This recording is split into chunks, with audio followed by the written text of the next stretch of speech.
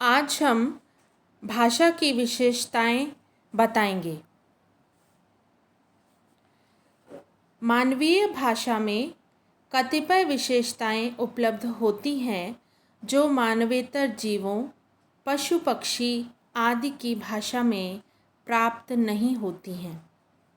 Professor hall ने भाषा के संबंध में मानव और मानवेतर जीवों की तुलना करते हुए प्रोफेसर हॉकेट का मत उद्धृत किया है कि मानवीय भाषा की प्रमुख रूप से 7 विशेषताएं हैं जो मानवेतर जीवों में नहीं पाई जाती। नंबर 1 विशेषता है द्वैतता यानी डुअलिटी। प्रत्येक भाषा के प्रमुख 2 तत्व आवश्यक होते हैं।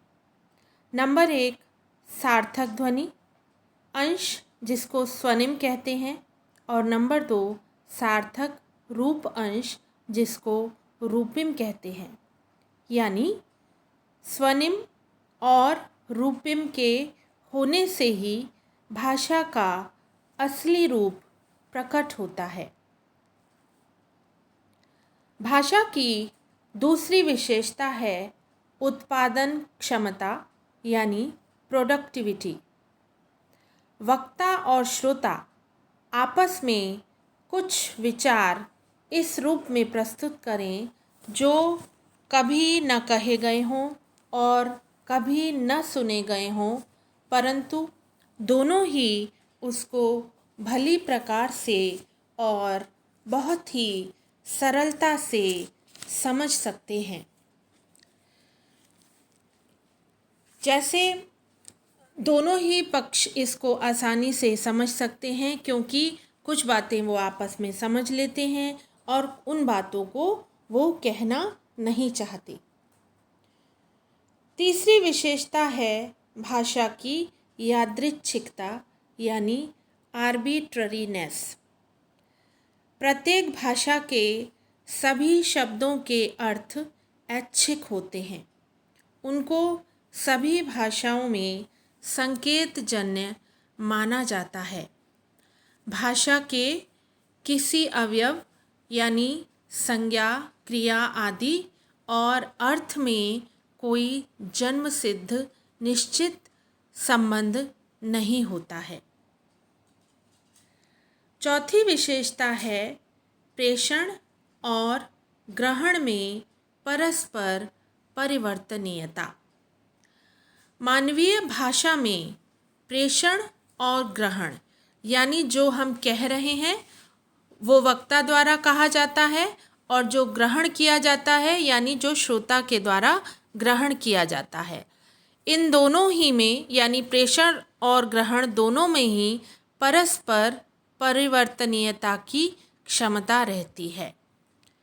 भाषा का उपयोग करने वाला कोई भी व्यक्ति व्यक्त वाक के द्वारा अपने भाव या संदेश को दूसरों तक पहुंचा सकता है, साथ ही दूसरे के द्वारा कहे गए वक्तव्य को सुन और समझ सकता है।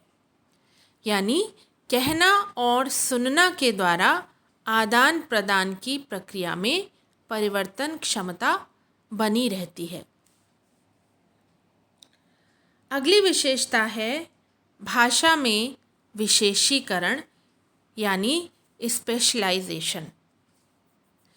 प्रत्येक मानवीय भाषा की अपनी एक विशेष पद्धति है जिसके द्वारा अपने ढांचे यानी स्ट्रक्चर और अर्थ यानी मीनिंग में सीमित रहते हुए वो भाव संप्रेषण का कार्य सरलता से करती है।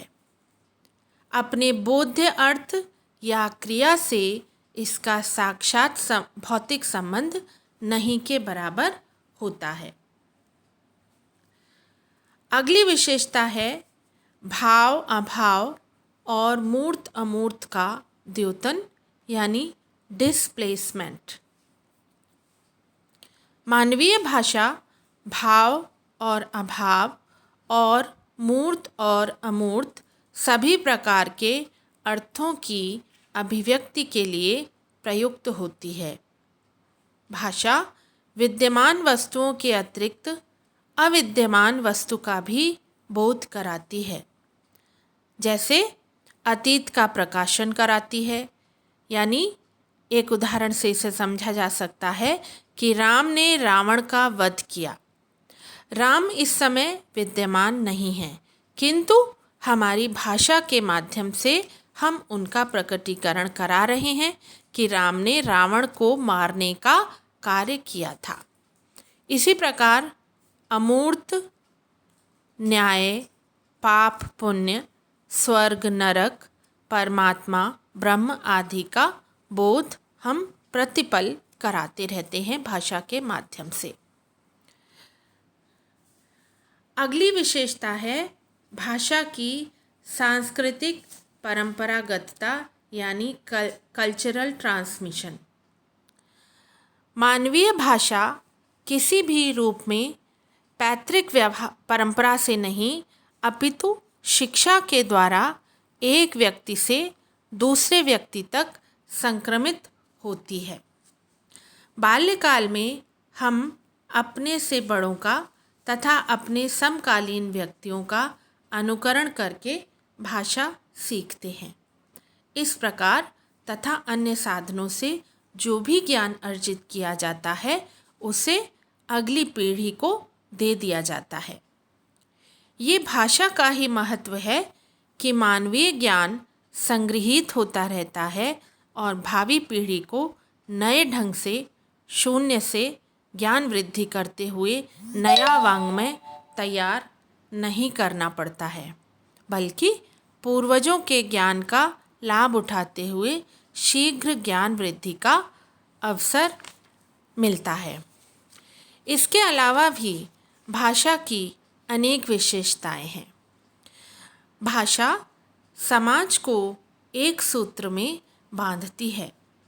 भाषा में ही वो शक्ति है जो सारे संसार को एक सूत्र में बांध सकती है। यानी भाषा एक समन्वय सूत्र का कार्य करती है। प्रत्येक भाषा स्वभाषा भाषी को एकता में बांध के रखती है। अतः वे भिन्न होते हुए भी एकत्व की अनुभूति करते हैं।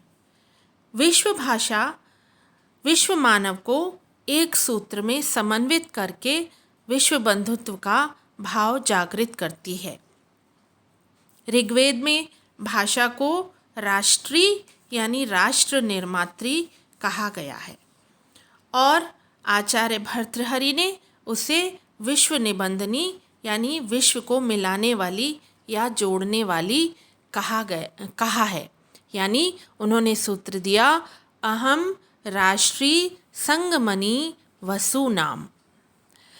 भाषा सर्वव्यापक है। मानव के प्रत्येक कार्य भाषा द्वारा संचालित हैं। व्यक्ति समाज या व्यक्ति स्वयं, सभी स्थितियों में मानव का आधार भाषा ही है। मानव का आंतरिक और बाह्य कार्य, चिंतन मनन, अभिव्यंजन, वैयक्तिक और सामाजिक कार्यों के लिए भाषा की ही सहायता ली जाती है।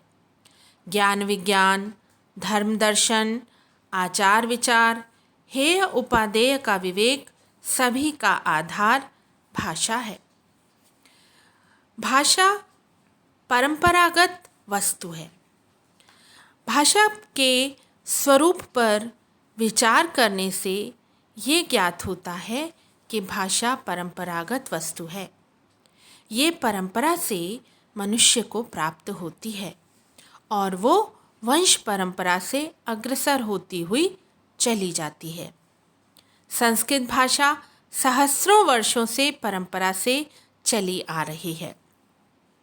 इसी प्रकार भारत की अन्य भाषाएं जैसे मराठी, बंगला, गुजराती, पंजाबी आदि परंपरा से चली आ रही हैं। ये किसी एक पीढ़ी की रचना नहीं है। ऐसा ही अंग्रेज़ी, जर्मन, फ्रेंच, रूसी, चीनी आदि भाषाओं का भी इतिहास है। बालक बाल्यकाल में मातृभाषा सीख लेता है और जीवन भर उसका उपयोग करता है। ऋग्वेद में भाषा की इस परंपरा का कारण बताया गया है कि भाषा हृदय होती है। यह मनोरम होने के साथ साथ हृदय पक्ष को प्रभावित करती है। अतः एक भाषा भाषियों में धर्मभेद, जाति भेद आदि होने पर भी एकता रहती है। ऋग्वेद में विभिन्न भाषाओं की सीमाबद्धता को व्रज यानी बाड़ा कहते हुए शतव्रजाः यानी सैकड़ों बाड़ों वाली कहा गया है, यानी भाषाओं के सैकड़ों वर्ग हैं। एता अर्शन्ति हृदयात् समुद्राच्छत व्रजाः, ये ऋग्वेद में कहा गया है। भाषा एक सामाजिक वस्तु है। जिस प्रकार मनुष्य समाज से वेशभूषा, उठना बैठना, खाना पीना आदि की प्रारंभिक शिक्षा लेता है, उसी प्रकार समाज से ही भाषा भी सीखता है। समवयस्क साथियों से उसे प्रतिदिन कुछ नए शब्द सुनने को मिलते हैं। उनका प्रयोग भी वह अपने साथियों या संबंधियों से सीखता है। इस प्रकार उसकी ज्ञान राशि एवं शब्दकोश बढ़ता जाता है। मनुष्य की मातृभाषा से केवल इतना ही अभिप्राय होता है कि सर्वप्रथम बालक को भाषा की शिक्षा माता ने दी।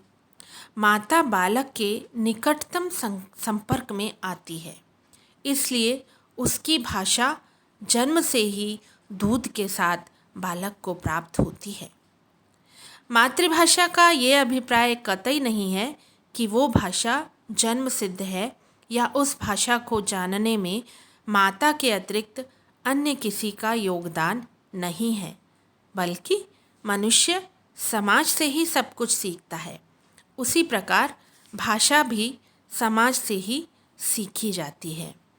मनुष्य को भाषा समाज की ही देन है, अतः भाषा को सामाजिक वस्तु माना जाता है।